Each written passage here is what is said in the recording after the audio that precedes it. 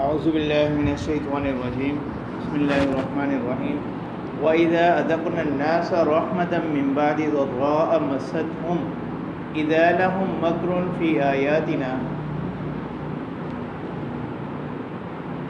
قُلِ اللَّهُ أَسْرَعُ مَكْرًا۔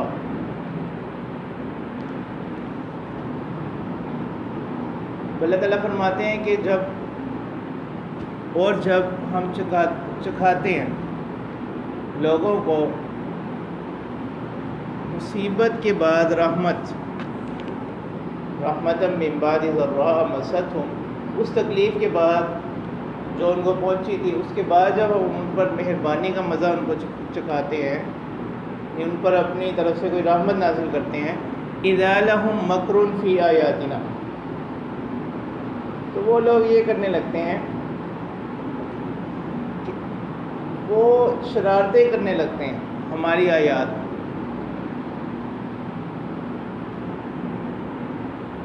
قُلِ اللَّهُ أَسْرَعُ مَكْرًا، تو آپ کہہ دیجئے کہ اللہ تعالیٰ وہ زیادہ جلدی تدبیر کرنے والے ہیں۔ ایک تو ان کی شرارتیں ہیں، اس کے مقابلے میں اللہ کی تدبیر ہے، اللہ تعالیٰ زیادہ جلدی تدبیر کرنے والے ہیں۔ اور اس کے ساتھ ساتھ یہ ہے إِنَّ رُسُلَنَا يَكْتُبُونَ مَا تَمْكُرُونَ،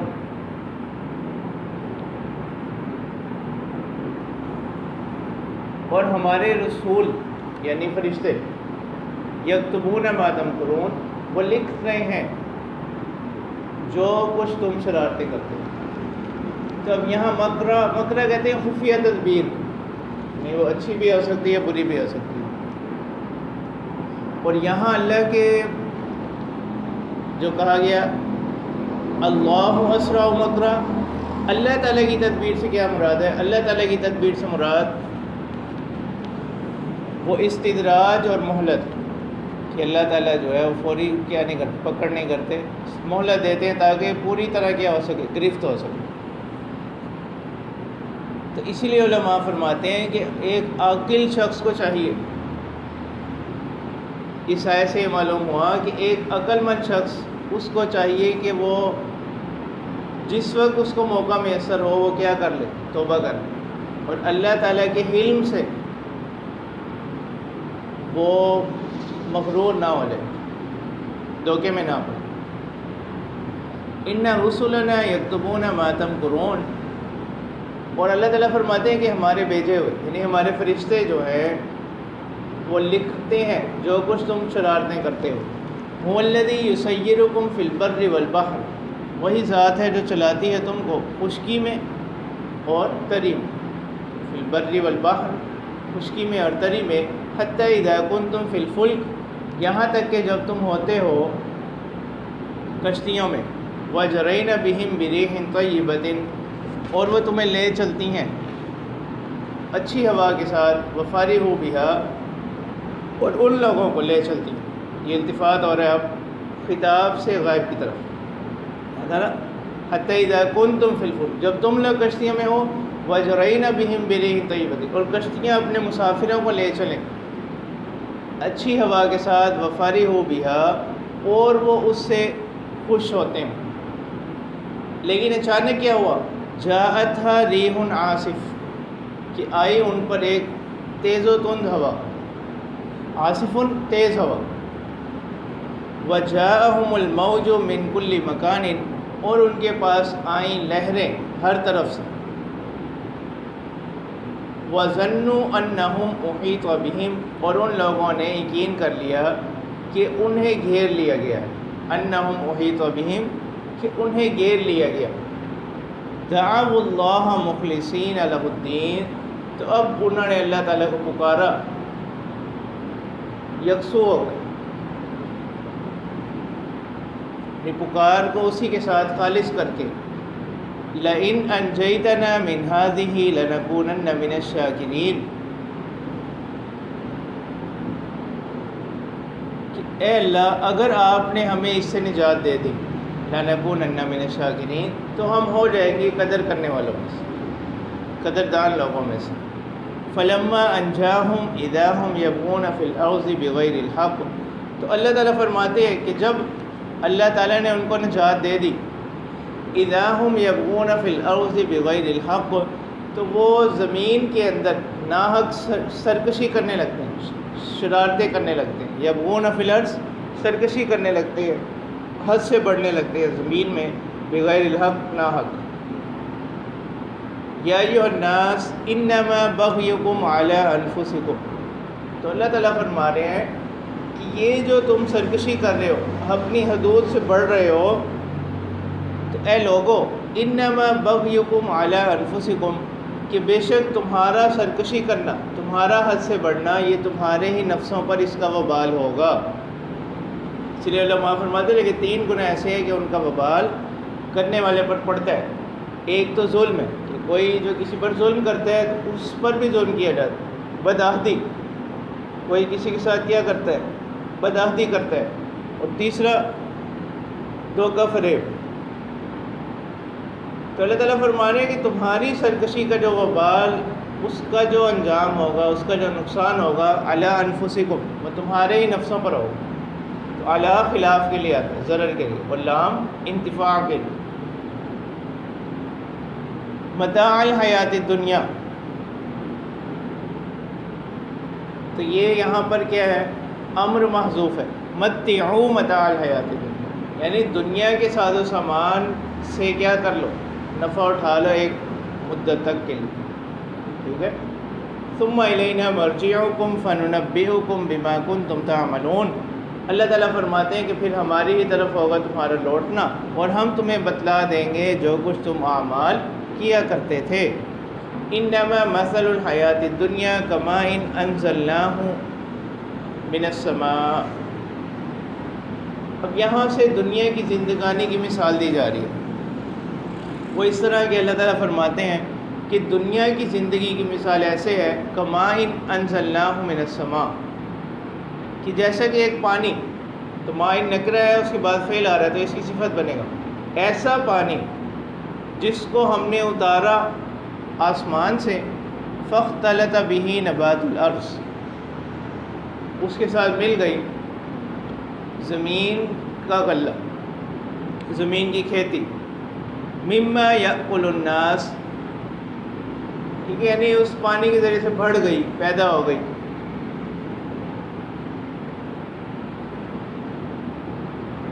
مما یأکل الناس والانعام، ان چیزوں میں سے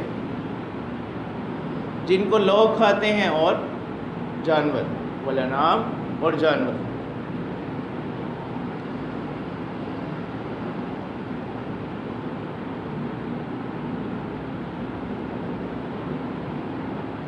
اچھا جی، تو یہ اس پانی سے ہوا، پانی زمین سے ملا تو اس سے چیزیں نکلی، پیداوار، اور اس پیداوار میں وہ چیزیں جو لوگ کھاتے ہیں اور جانور کھاتے ہیں. حتی اذا اخذت الارض زخرفها، یہاں تک کہ جب زمین خوب بارونق ہو گئی.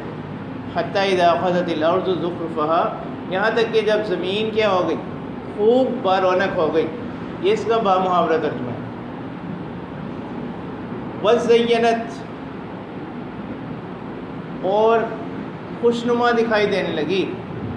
وظن اہلها انہم قادرون علیہا، اور اس زمین کے جو مالکان تھے انہوں نے گمان کر لیا انہم قادرون علیہا، یعنی اب یہ زمین پر جو کھیتی ہے یہ بھی لہلہانے لگی ہے، بارونق ہو گئی ہے، خوشنما معلوم ہونے لگی ہے.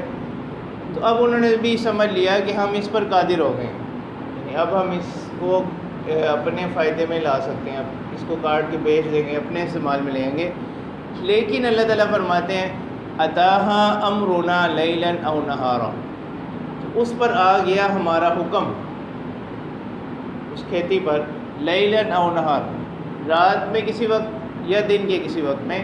فجعلناها حصیدا کأن لم تغن بالامس، اور ہم نے اس کو بنا دیا، تو یہ حصید بمعنی محسود، ہم نے اس کو بنا دیا حصیداً، کٹی ہوئی. فجعلناها، ہم نے اس کو بنا دیا کٹی ہوئی، اور اس کی حالت اب کیسی ہو گئی، کأن لم تغن بالامس، امس کہتے ہیں گزشتہ کل، تو وہ ایسی ہو گئی گویا کہ وہاں وہ کچھ تھا ہی نہیں کل. بالکل اس کو ہموار میدان بنا دیا، گویا کہ کل وہاں کچھ تھا ہی نہیں۔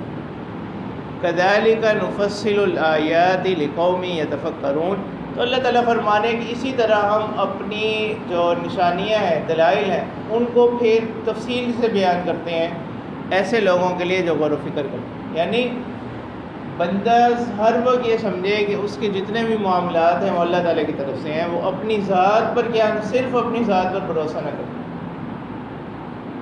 کہ اسباب کو بھی اختیار کرے، اس سے منع نہیں ہے، بلکہ یہ حکم ہے، یہ بھی اس کے بعد وہ نتیجہ اللہ تعالیٰ پر چھوڑ دے۔ جیسے قانون نے کہا نا کہ انما اوتیتہ علی علم عندی، یہ مجھے جتنا بھی مال و دولت دیا گیا ہے یہ اللہ تعالیٰ، یہ میرے علم کی بنیاد پر، میری صلاحیت کی بنیاد پر۔ تو اللہ تعالیٰ فرماتے ہیں واللہ یدعو الی دار السلام، کہ اللہ تعالیٰ تو پکارتے ہیں لوگوں کو باقی رہنے والے گھر کی طرف، الی دار السلام دائمی گھر کی طرف، باقی رہنے والے گھر کی طرف، وَيَهْدِي مَن يَشَاءُ إِلَىٰ صِرَاطٍ مُسْتَقِيمٍ، اور اللہ تعالیٰ رہنمائی فرماتے ہیں جس کی چاہتے ہیں صراط مستقیم کی طرف۔ لِلَّذِينَ أَحْسَنُوا الْحُسْنَىٰ وَزِيَادَةٌ، وہ لوگ جنہوں نے نیک اعمال کیے، لِلَّذِينَ أَحْسَنُوا، وہ لوگ جنہوں نے نیک اعمال کیے، الحسنہ، ان کے لیے اچھا بدلہ ہے، یعنی جنت، وزیادہ، اور اس پر اضافہ، اور جنت کے ساتھ ساتھ اضافہ۔ تو اس کی تفسیر جمہور کے ہاں زیادہ سے مراد، اس کی تفسیر جو ہے وہ رؤیت باری تعالیٰ، کہ ایک تو ان کو اپنے نیک اعمال کے سبب جو ہے وہ کیا ملے گی، جنت، اور اس جنت کے ساتھ ساتھ مزید اس پر اضافہ یہ ہوگا کہ اللہ تعالیٰ کی ان کو رؤیت باری تعالیٰ حاصل ہوگی، ٹھیک ہے۔ اور رؤیت باری تعالیٰ کا ہونا جنت میں یہ بھی کیا ہے، یعنی یہ برحق ہے اور اہل سنت کے عقائد میں سے ہے، اور یہ ایک نعمت اور انعام۔ اس کی دلیل سورہ مطففین میں اللہ تعالیٰ فرماتے ہیں کَلَّا إِنَّهُمْ عَنْ رَبِّهِمْ يَوْمَئِذٍ لَمَحْجُوبُونَ، کہ یہ جو کفار ہے وہ اپنے رب سے، یعنی اللہ تعالیٰ کی ان کو دیدار اور رؤیت نہیں ہو سکی، تو یہاں اس کو یعنی ان کے بدعمالیوں کے سبب جو ہے جن نعمتوں سے وہ محروم ہو جائیں گے، تو اس مقام میں اس کو ذکر کیا گیا۔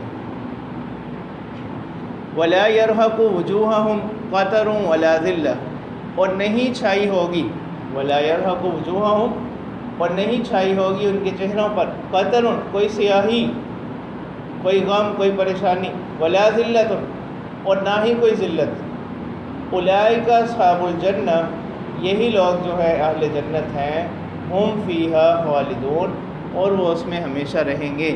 والذین کسبوا السیئات جزاء سیئۃ بمثلها وترہقہم ذلہ۔ اب یہاں سے 4 احوال بیان کیے جا رہے ہیں مجرمین کے۔ اللہ تعالیٰ فرماتے ہیں کہ وہ لوگ کسبوا السیئات، کہ جنہوں نے برے اعمال کیے، جزاء سیئۃ بمثلها، تو ان کی بدعمالیوں کی جو سزا ہوگی وہ اسی کے مثل ہوگی، وہ اسی کی کیا ہوگی۔ تو قرآن کا قانون یہی ہے کہ بدعمالیوں کی سزا جو ہے وہ اسی کے مثل ہوگی۔ اور من جاء بالحسنہ فلہ عشر امثالها، اس کو 10 گنا بڑھا کر کیے گئے۔ وترہقہم ذلہ، اور دوسری حالت ان کی یہ ہوگی کہ ان پر ذلت، سیاہی جو ہے وہ ذلت، رسوائی چھائی ہوگی۔ ما لہم من اللہ من عاصم، ان کے لیے نہیں ہوگا کوئی بچانے والا۔ ما لہم من اللہ، اللہ تعالیٰ سے ان کو کوئی بچانے والا نہ ہو، عاصم بچانے والا۔ کأنما اغشیت وجوہہم قطعا من اللیل مظلما، ان کی حالت ایسی ہو جائے گی گویا کہ ان پر اغشیت وجوہہم، ان کے چہرے ڈھانپ دیے گئے، کس سے؟ قطعا من اللیل مظلما، گہری تاریک رات کے اجزاء سے۔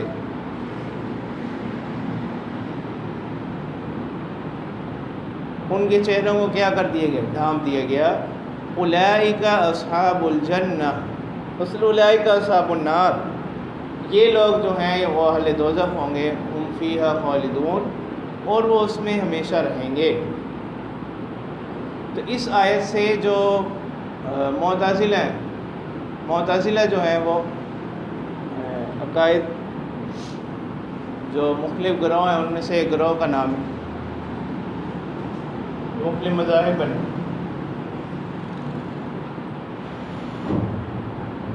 تو یہ اس آیت سے استدلال کرتے ہیں کہ گناہ کبیرہ کا جو مرتکب ہوگا وہ ہمیشہ جہنم میں رہے گا، اور دلیل یہ آیت دیتے ہیں۔ اہل سنت کے ہاں، اہل سنت کا عقیدہ یہ ہے کہ وہ شخص جو مومن ہو اور گناہ کبیرہ کا مرتکب ہو وہ ہمیشہ جہنم میں نہیں رہے گا، بلکہ ایک وقت کے بعد بالآخر جو ہے وہ جہنم سے نکل کر جنت میں آ جائے گا۔ تو پھر سوال یہ آتا ہے کہ اس آیت میں تو اللہ تعالیٰ فرما رہے ہیں ہم فیہا خالدون،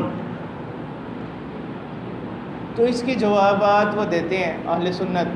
وہ کہتے ہیں کہ پہلی بات تو یہ کہ یہاں پر جو کہا گیا نا والذین کسبوا السیئات جزاء سیئۃ بمثلھا، تو یہاں سیئہ سے مراد کفر ہے، کہ جو کفر کرے گا وہ ہمیشہ جہنم میں رہے گا۔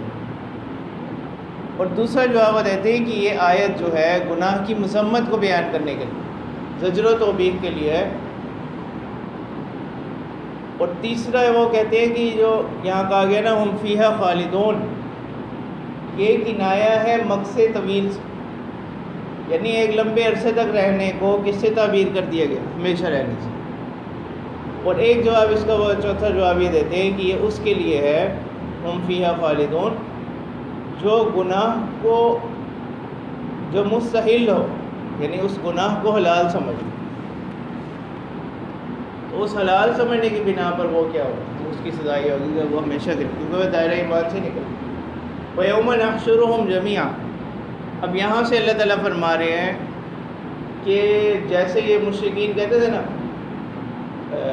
وَيَقُولُونَ هَؤُلَاءِ شُفَعَاؤُنَا عِندَ اللَّهِ، یہ جو ہمارے معبود ہیں اللہ تعالیٰ کے ساتھ جو انہوں نے بنا رکھے تھے کہ یہ سفارشی ہوں گے اللہ تعالیٰ کے ہاں، تو اس آیت سے جو ہے ان کی برات کو ذکر کیا جا رہا ہے۔ تو اللہ تعالیٰ فرماتے ہیں وَيَوْمَ نَحْشُرُهُمْ جَمِيعًا، کہ جس روز ہم اکٹھا کریں گے ان تمام لوگوں کو، ثُمَّ نَقُولُ لِلَّذِينَ أَشْرَكُوا، پھر ہم کہیں گے ان لوگوں سے جنہوں نے شرک کیا، مَكَانَكُمْ أَنْتُمْ وَشُرَكَاؤُكُمْ،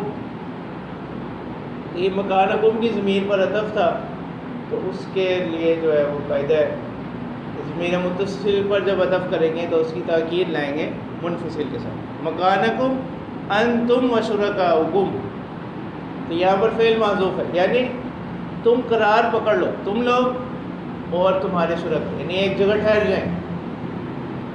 فَزَيَّلْنَا بَيْنَهُمْ، تو اللہ تعالیٰ فرماتے ہیں کہ ہم ان کے درمیان اختلاف ڈال دیں گے۔ وَقَالَ شُرَكَاؤُهُمْ مَا كُنْتُمْ إِيَّانَا تَعْبُدُونَ، تو ان کے جو شرکا ہے وہ کہیں گے مَا كُنْتُمْ إِيَّانَا تَعْبُدُونَ، یعنی ہمیں تو نہیں پتہ کہ تم ہماری عبادت کیا کرتے تھے، تم تو ہماری عبادت نہیں کرتے تھے، مَا كُنْتُمْ إِيَّانَا تَعْبُدُونَ، نہیں تھے کہ تم کہ ہماری ہی عبادت کرنے والے ہوتے، فَكَفَىٰ بِاللَّهِ شَهِيدًا بَيْنَنَا وَبَيْنَكُمْ، تو ہماری عبادت کرنا تو دور، تو کافی ہے اللہ تعالیٰ گواہ ہمارے اور تمہارے درمیان، ان کننا عن عبادتکم لغافلین، کہ بے شک ہم تو تمہاری عبادت سے کیا ہے بے خبر ہیں، بلکہ تم لوگ تو کس کی، شیطان کی پرستش کر رہے تھے، اس کے حکم سے ان کاموں میں لگے تھے۔ تو اللہ تعالیٰ فرماتے ہیں هُنَالِكَ تَبْلُو كُلُّ نَفْسٍ مَا أَسْلَفَتْ، اس وقت ہر نفس جانچ لے گا ما اسلفت، جو اس نے پیچھے کیے ہوں گے اعمال، وَرُدُّوا إِلَى اللَّهِ، اور وہ لوٹائے جائیں گے اللہ کی طرف، مولاہم الحق، جو کہ ان کا یقینی مولا ہے، وَضَلَّ عَنْهُمْ مَا كَانُوا يَفْتَرُونَ، اور ان سے گم ہو جائے گا، غائب ہو جائیں گے ان سے مَا كَانُوا يَفْتَرُونَ، جو وہ افطرا باندھتے تھے، جو طرح طرح کے دعوے کرتے تھے اس طرح کہتے تھے ہاؤلائی شفاعون عند اللہ، تو اب یہ تمام چیزیں جو ہیں وہ ان کی کسی کام نہ آئیں. وضل عنہم، اسی کو تعبیر کیا جا رہا ہے، وضل عنہم ما كانوا یفترون، اور گم ہو جائے گا ان سے جو یہ افترا باندھا کرتے تھے.